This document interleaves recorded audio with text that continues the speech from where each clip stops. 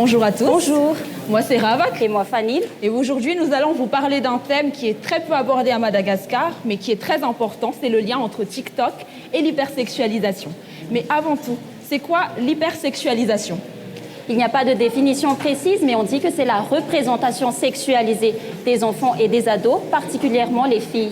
Oui, c'est exactement cela. La psychologue Sylvie Richard-Bessette indique qu'il s'agit d'usage excessif de stratagèmes axés sur le corps dans le but de séduire. Elle propose quelques critères complémentaires à cela. Il s'agit tout d'abord de la tenue vestimentaire qui va mettre en exergue certaines parties du corps.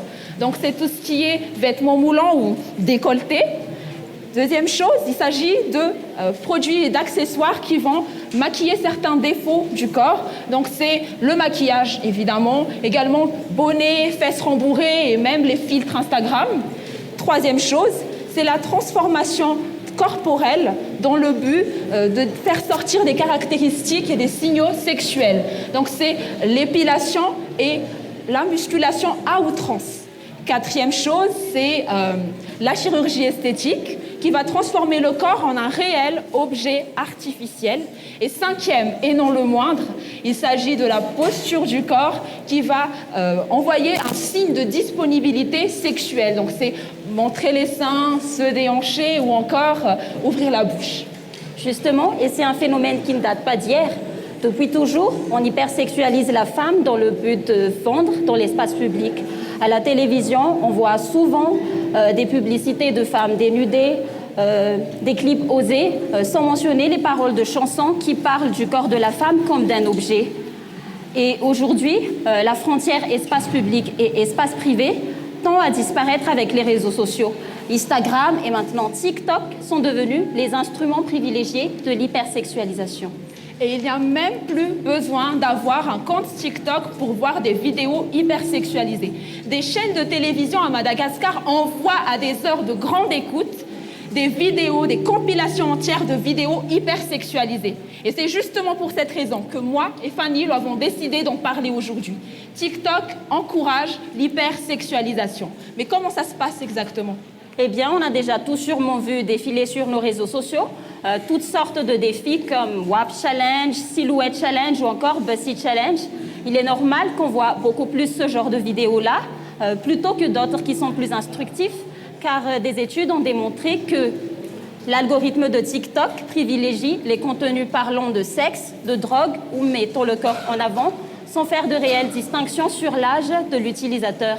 Et c'est de cette manière que les contenus hypersexualisés sont souvent tendance au point qu'ils deviennent banals à nos yeux.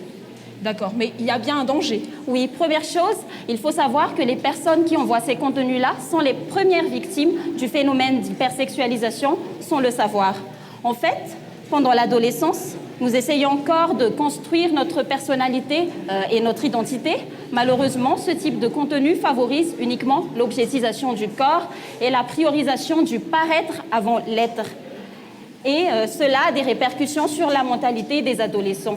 Cela mène donc à deux situations.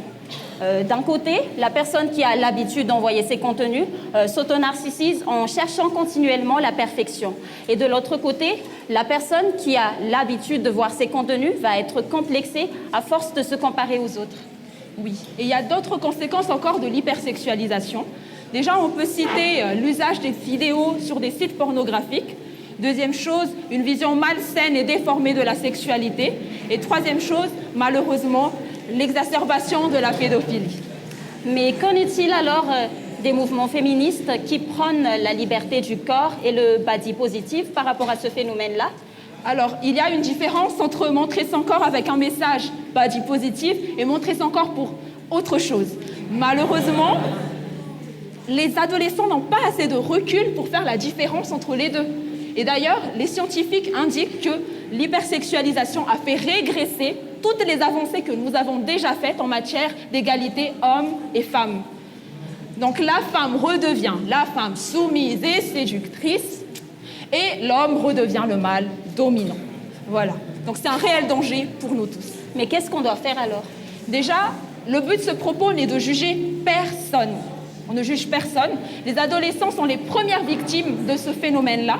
C'est le système qu'il faut blâmer. Et face à un système qui est difficiles à renverser comme les réseaux sociaux, la meilleure solution, c'est de parler à un maximum de personnes.